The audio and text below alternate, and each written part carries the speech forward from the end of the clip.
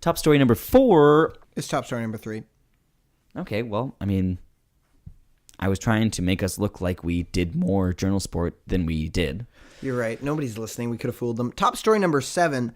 Backup goaltenders are the highest paid job on earth. It's incredible. I mean, think about being a backup goaltender. You sit for the majority of the time and you get paid millions of dollars. It's an incredible job. There are only, let's say, 86 games in the season. I'm not sure. And backup goaltenders play 20 of them. And they get paid minimum $950,000 a year. Incredible job. Could you imagine if I was a backup goaltender, I would make a science of being as bad as I could be without getting cut. Yeah. You just got to get in that between zone. You don't want to be in the NHL, but you don't want to be the top goaltender. You just want to get in that between Alex zone. Auld, Curtis McElhinney, Peter Skudra. Like Peter Skudra zone. You know what I'm saying? You thought of Peter Skudra the same moment I thought of Peter Skudra. I think most people think of Peter Skudra at the exact same time. There's probably at least a billion other people thinking the words Peter Skudra right now. I think that Peter Skudra? Peter Skudra. Peter Baelish. Peter Skudra. I think that Skudra. I think Peter Skudra. Can I get a Peter Skudra with extra tzatziki? I'm gonna give my money to the charity of Peter Skudra, the protection of Peter Skudra, and all the animals that he owns. Peter Skudra was awesome. He had big white pads. I was going to say, again, we are just laser beam brain function right now. I was going to say he's on the all pad team. He's definitely on the all pad team. Major pads. Biggest pads. Illegally big. They looked illegally big. I want, if I was going to be a goalie, and I know Marty that Daniel McSorley's stick. Nice reference. Yep. That was just a straight up hockey fact story. Straight up 1993 Stanley Cup Final, Game 2, turning point. Wow, you guys just learned something. I did not think that was going to happen. Look that up, Wikipedia it, Google it, Bing it, or just go to the library, look it up in a book. Actually, do that. Fuck the internet. Go to a library, look up a book. Go to a library, look up a book. This episode of the HockeySport podcast is brought to you by books. Look it up in a book. I can go twice as high. Take a look. It's in a book. A reading rainbow. If we can just Missy Elliott rewind back to backup goalies being the highest paid job. Do you mean put your thing down, flip it, and reverse it? Yeah, it's your Fleming if it's mine. Yeah. So what we're talking about is backup goalies being the highest paid job on earth. It's probably the best job. I can't think of a better job. Can you think of a better job? I can't think of a better job. I'm trying to think of a better job. Vice president. That's a pretty good job, but it's very similar to a backup goalie. It's like almost like the backup president. Ooh, you're actually right.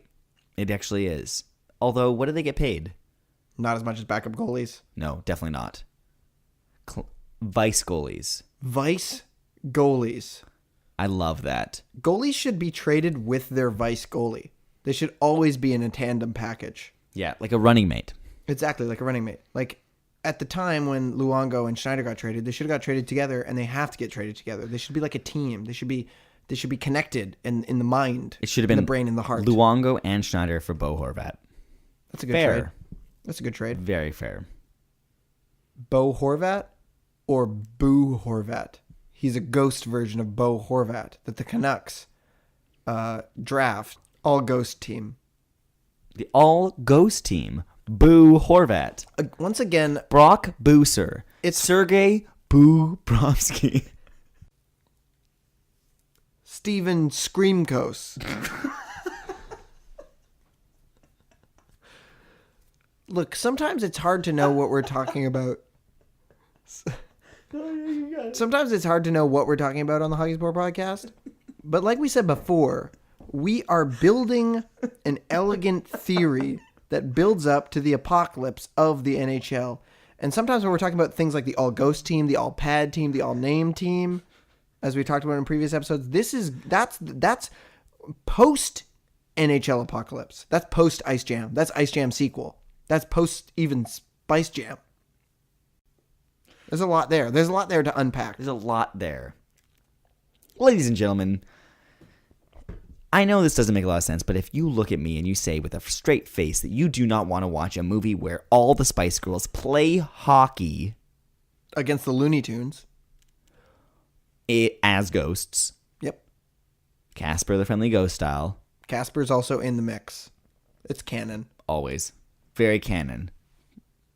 It's all part of the ice universe. The space ice. The jam universe. The jam universe. Exactly. We've been jammed. Yeah, Spaceballs is also part of the ice jam universe. The cinematic jam universe.